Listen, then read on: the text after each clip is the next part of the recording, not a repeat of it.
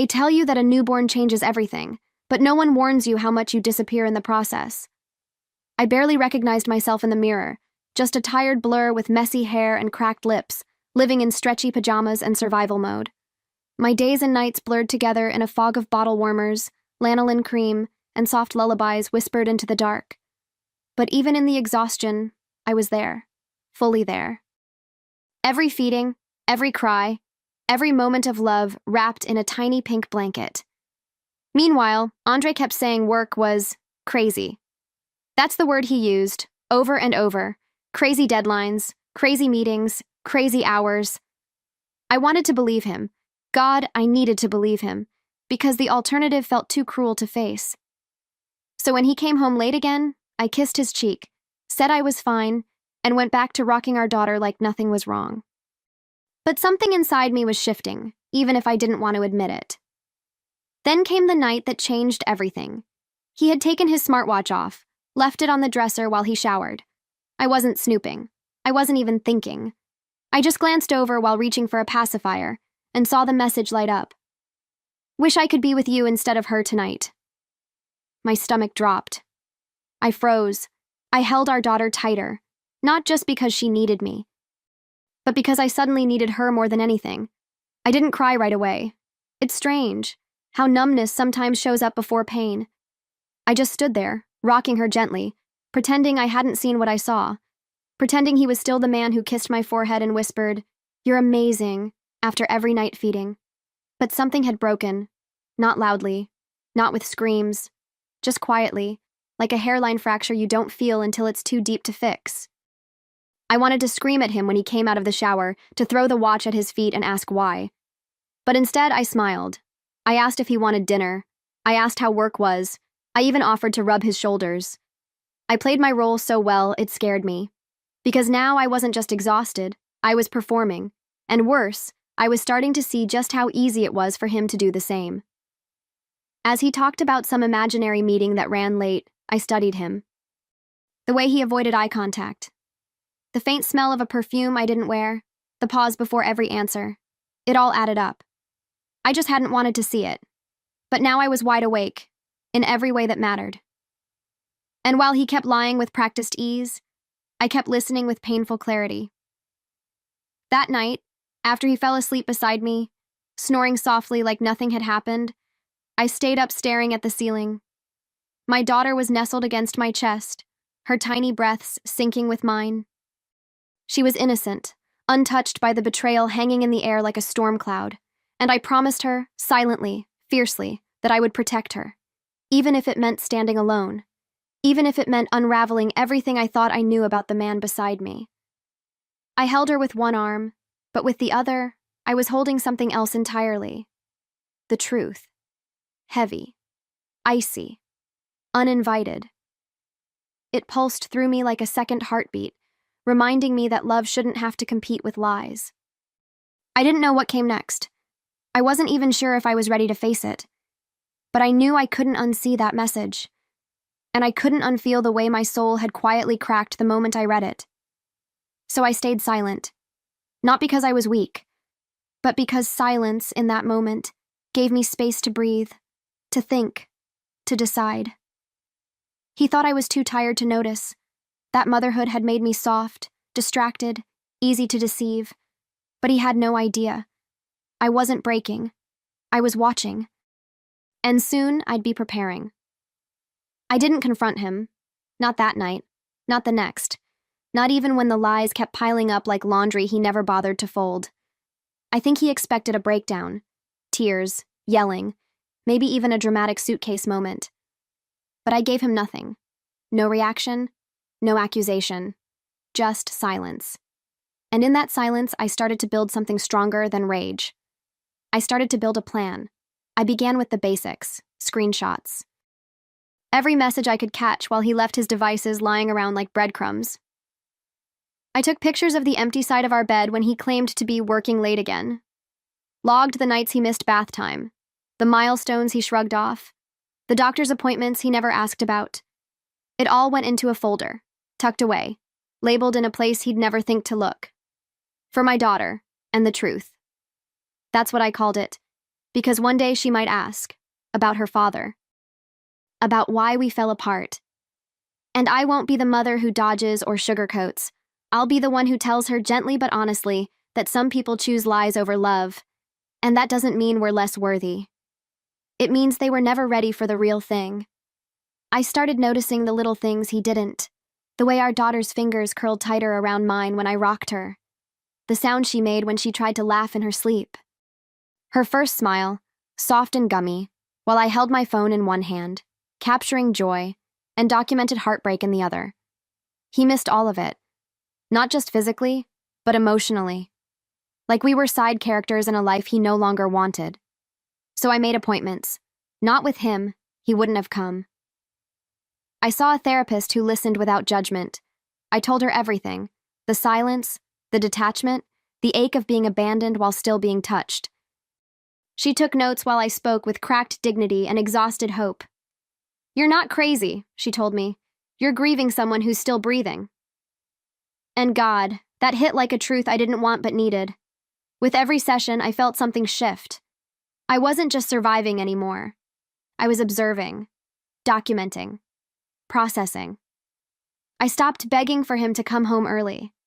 I stopped hoping he'd notice the baby's new sound or the way I'd started wearing mascara again. My silence wasn't surrender. It was strategy, and he was too comfortable, too sure of himself to see any of it. He thought I was too tired to notice, that I was buried under diapers and burp cloths and wouldn't see him slipping away. But I saw everything. I just chose not to react on his terms. Every time he walked through the door with that lazy kiss and hollow excuse, I saved it. Every look at his phone when he thought I wasn't watching. Every skipped bedtime story. I filed them all, not just in my folder, but in my heart. Some nights, I'd sit in the rocking chair long after the baby fell asleep. The house would be quiet, except for the hum of the fridge and the occasional buzz of his phone lighting up in the dark. I wouldn't touch it. I didn't need to. I already knew what it would say. My power wasn't in confrontation. It was in collecting truth, piece by piece, lie by lie, until it formed something undeniable. The old me would have confronted him, demanded answers, begged for change. But the woman I was becoming? She didn't flinch. She prepared. And while he thought he was fooling me, I was getting ready. Ready to protect my daughter, ready to choose myself, ready to do what most women wait years to begin. The day I walked into that lawyer's office, I felt like I was stepping into a different version of myself. Not the new mom running on coffee and instinct. Not the woman quietly breaking behind closed doors, but someone sharper, someone ready. She greeted me with a soft smile and firm handshake, like she already knew I didn't come to vent. I came to act. I handed her the folder I'd been building for weeks. She didn't even flinch. "You're ahead of the curve," she said. I told her everything, not just about the infidelity, but the absence, the neglect, the emotional desert he left me in while I healed and held our child. She listened like it mattered. Like I mattered. Then she looked me in the eye and said something I'll never forget. "Most women wait years. You're documenting now. That's power." And for the first time in a long time, I believed I wasn't just reacting. I was reclaiming something he'd tried to take from me. We talked about civil action, about emotional neglect, about postpartum trauma and effective abandonment. Big words, heavy words, but they finally gave weight to what I'd been carrying alone. This wasn't just heartbreak, it was a violation of everything I gave to that marriage. And now, finally, there was a name for it, a path through it, and a woman, me, ready to walk it. Back at home, nothing changed on the surface. I still cooked his meals, still folded his laundry, still asked how his day went, pretending to care about meetings I knew were never real. He smiled like he was winning, like he'd gotten away with it, and I let him believe that. Because every word he said was another brick in the wall I was building between us.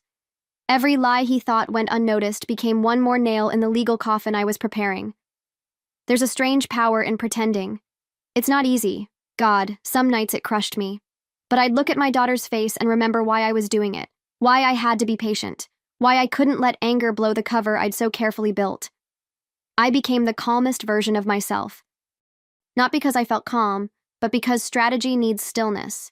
And while he moved through the days blind to what was coming, I saw every step before he even took it. The hardest part wasn't collecting the evidence. It was pretending I didn't already know the ending. That every hug was just a final signature. That every "I love you" he tossed my way was a line I'd highlight later in court. Proof of manipulation, of detachment hidden beneath surface gestures. I wasn't his wife anymore. I was his mirror. And soon I'd show him everything he didn't want to see. Some mornings I'd catch my reflection while brushing my teeth and barely recognize her. This version of me that didn't beg, didn't plead, didn't collapse. I was tired, yes, but not broken. Not anymore. There was something steady in my chest now, something cold and clear. I wasn't waiting for him to change. I wasn't hoping he'd come to his senses. I was simply preparing for the day I'd show him what I'd been building in silence. The lawyer and I spoke often. Emails, late calls, check-ins. Every new piece of evidence went into the file. Photos, texts, missed milestones, therapist notes. All of it. Nothing dramatic, nothing flashy. Just truth, stacked quietly like bricks. And he kept giving me more. Every absence, every lie, every time he looked past his own child to answer someone else's message. He handed me proof like he didn't even realize I was holding the pen to his ending. He thought I was still lost in the fog of early motherhood, that I was too soft, too overwhelmed to notice how fast he was disappearing. But I wasn't lost. I was documenting. I was building. And soon he wouldn't be able to pretend anymore, not when the truth arrived with his name printed on it. It happened on a Wednesday morning. Ordinary. Forgettable. The kind of day where nothing dramatic is supposed to happen, but that's exactly why I chose it. He was at the office, probably sipping coffee, chatting with someone who had no idea what kind of man he really was. And then it landed on his desk, an envelope, thick and final, stamped with his full name. Inside, everything. The case, the evidence, my silence, printed and organized with surgical precision. He didn't see it coming. That was the part I'd rehearsed in my head 100 times. I could almost picture it. The way his face must have changed as he flipped through the pages. The screenshots, the therapist's notes, the timeline. My handwritten records of every time he failed to show up, not just physically, but emotionally. Every lie, preserved. Every absence, dated. It wasn't revenge, it was reality, delivered without a single raised voice. Tucked at the very end was the only thing I did write just for him, a note, in my own handwriting. Simple, quiet, honest. While I was holding our daughter, you were dropping our marriage. Here's your reality check. I didn't need to scream. I didn't need to beg. That note carried more weight than any argument ever could. Because he never expected me to fight back with facts. I didn't wait for his reaction. I didn't pace or check my phone, hoping for a call. I knew him well enough to know how he'd respond. First, denial, then outrage, then silence. That's how men like him protect themselves, by pretending the facts aren't facts until they're forced to face them in writing. And I made sure he'd have no room to twist the story. Every date was verified, every image time-stamped, every word backed by evidence. While he scrambled behind office doors, I fed our daughter and folded laundry.